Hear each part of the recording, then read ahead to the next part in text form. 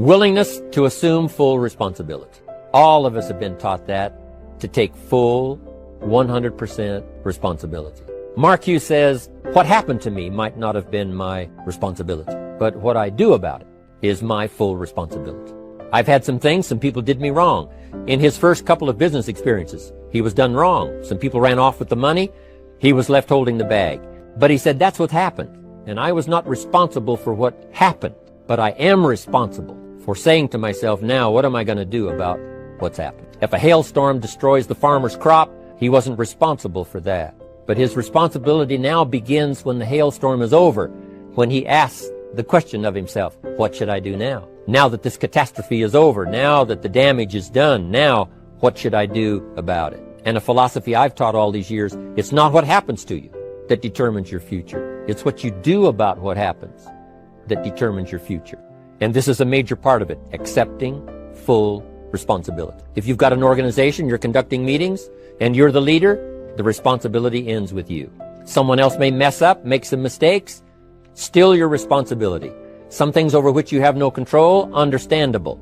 But what you do about it now, how you fix it, the diplomacy you use, the strategy you use, that's the kind of responsibility now that depends on you. Also, you've got to be responsible for your future. Nobody's going to fix it. No one else is going to design it.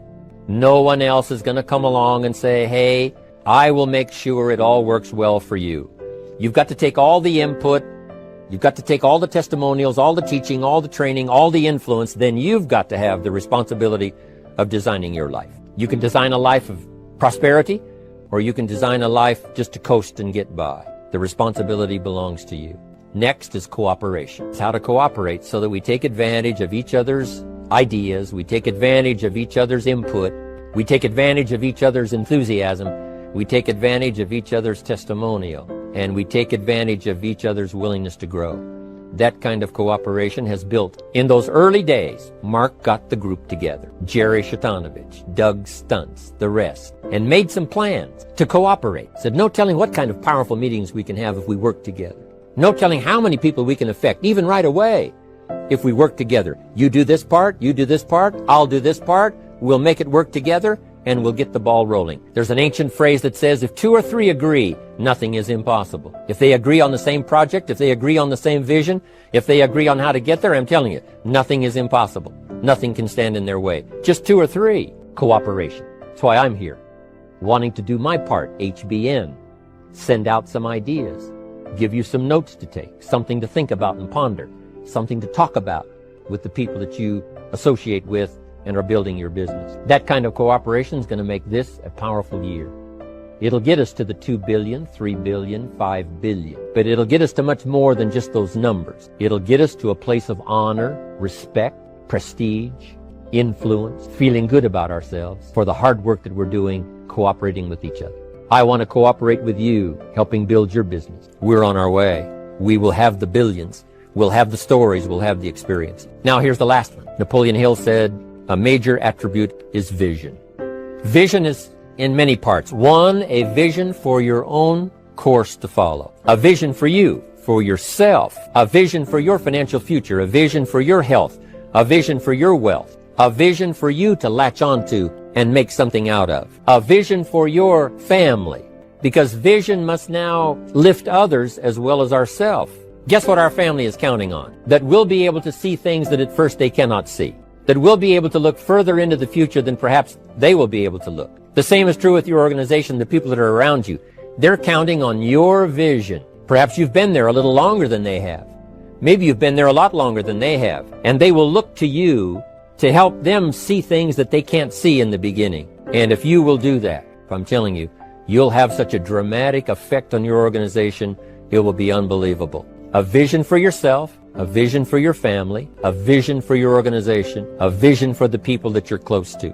The old prophet said, without vision, we die, we perish. Unless we can see into the future, life loses its meaning. Unless we can look further than just where we are at the moment, then we have no reason for faith, no reason for activity. But if we'll develop this skill, beyond any other skill, I'm telling you, it will help us touch people. Because they'll want to be around us, because we have this look into the future. Not only the short-range vision of what we're going to do this week, this month, this year, but the long-range vision like Mark has, taking us to the 5 billion. You can have a vision that will take your organization into the future and bless everybody with success. Here's the big challenge of life. You can have more than you've got because you can become more than you are. That's the challenge. And of course, the other side of the coin reads, unless you change how you are, you'll always have what you got. I have found in my experience that income does not far exceed personal development. Now, sometimes income takes a lucky jump, but sure enough, unless you grow out where it is, it'll usually come back where you are. Life has strange ways. If somebody hands you $1 million, best you become a millionaire quickly, so you get to keep the money. Otherwise, sure enough, it'll disappear. Success is something you attract, not something you pursue. Success is looking for a good place to stay. So instead of going after it, you work on yourself. Personal development.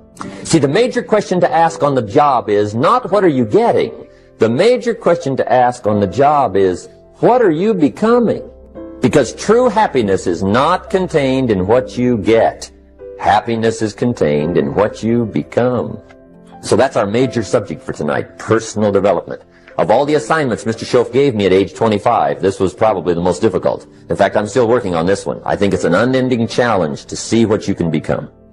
The next subject is called Basic Laws. And it's good to study the basics. And I call these basics primarily because they come from the Bible.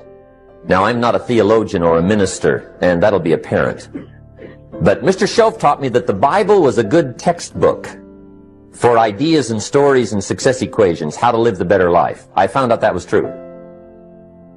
He also taught me that the Bible is as practical as it is spiritual, and I found out that's true.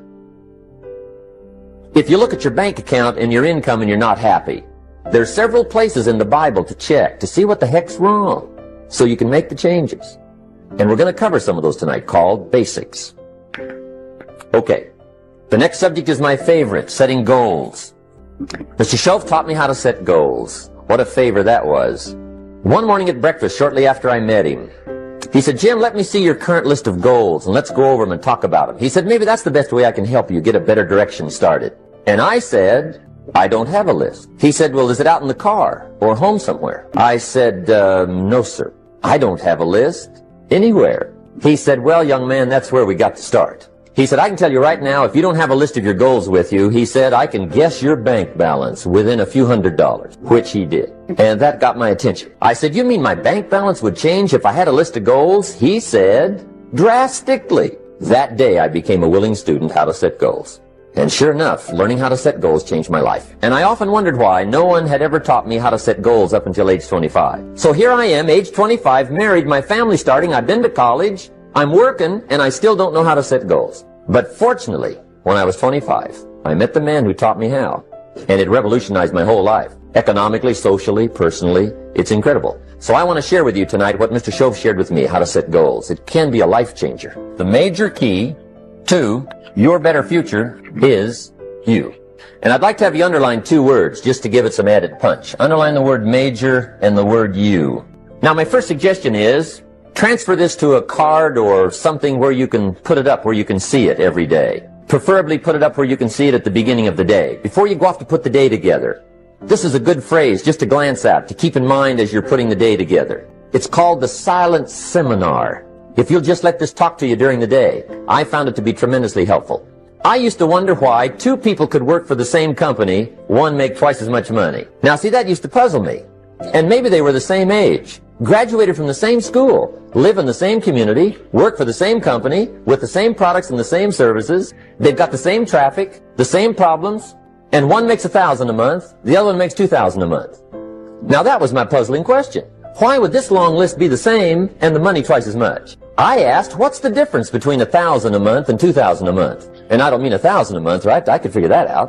But what makes the difference? Why would one person do twice as well, 3 times as well? Speaking economically, now I know there's more than one way to do well. I understand that. But in this little narrow area called compensation, what's the difference? Well, back then, with my faulty thinking, I'm trying to reason it out. I thought, well, maybe time makes some of the difference, right? Some people do better because they have more time. I used to say, Harold ought to be able to do well. He's got a lot of time. If I had all of Harold's time, I could do well. Now, that's got to be dumb, right? Number one, you can't get somebody else's time. A guy says to me one time, he says, you know, if I had some extra time, I could make some extra money. I said, then forget it. There isn't any extra time.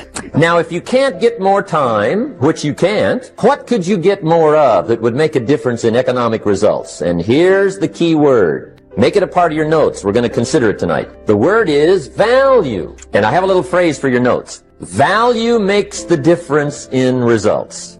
You can't get more time, but you can create more value.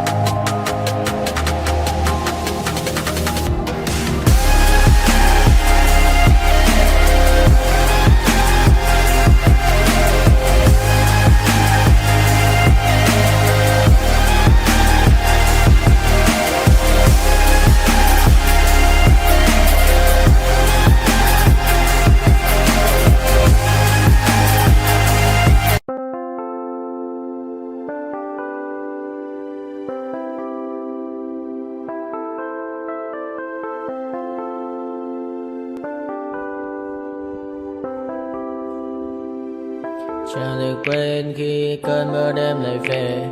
Em đã quên lời thề và ta như đông chìm sâu. Không gần mới em anh nhận màu. Em chỉ cần mơ đâu em bay. Chỉ còn là những cơn mưa vô giá. Cho bên mơ em không mơ anh. Anh một đêm mơ chỉ cần bên em không được cần nhớ. Và chỉ có em không muốn nhớ. Và người ta bên nhau như ngã tớ. Muốn nhớ về say em chỉ có mấy em ở đây. Và anh như muốn chết đi nhưng không muốn em mơ mày. Tình yêu làm cho ta đau đầu. Không em như nằm hâm mộ. Anh như đứa mong cầu. Và vui bên em hôn sầu. Chào các bạn bay mà mơ. Chỉ có bên em nhưng là có mơ. Nhưng mà đã dài em muốn bên ai. Anh không mong gì hơn. Chỉ mong em sẽ ở đây ôm anh thật gần. Anh chỉ mong đôi ta được có nhau. Mà đừng em đâu anh có em. Một đêm bên anh có em. Ta sẽ trao nhau môi hôn thật sâu. Ôm anh.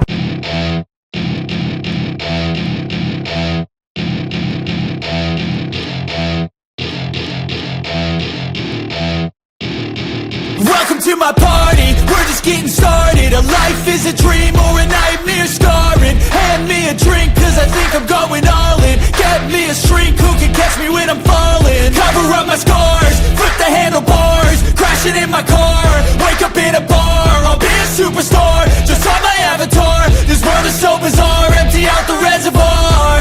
Yeah, I'm taking 6 shots, yeah, straight to the face. And I wanna get lost, I'm sick of this place. Don't know how to stop when I'm feeling this way. So I'm taking 6 shots till I'm feeling okay. I think I'm going crazy. Don't think I'll get home safe. So I'm taking 6 shots, all straight to the face. I'm taking 6 shots, are you coming with me? I'm taking 6 shots, yeah, straight to the face. And I wanna get lost, I'm sick of this place. Don't know how to stop when I'm feeling this way. So I'm taking 6 shots till I'm feeling okay. I think I'm going crazy. Don't think I'll get home safe. So I'm taking 6 shots, all straight to the face. I'm taking 6 shots, are you coming with me?